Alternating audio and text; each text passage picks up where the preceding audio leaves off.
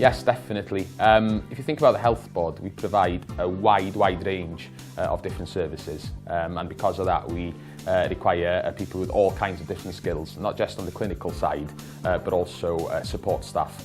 A large percentage of the staff who work for the Betsi Cadwaladr University Health Board actually work on the support side of the organisation. So if you think about the first contact that a lot of patients have with the Health Board, it's quite often over the phone, through the switchboard, or in receptions. So not only do we look for individuals with clinical skills who also can speak Welsh, but also we look for Welsh speakers to work in all kinds of roles all across the board.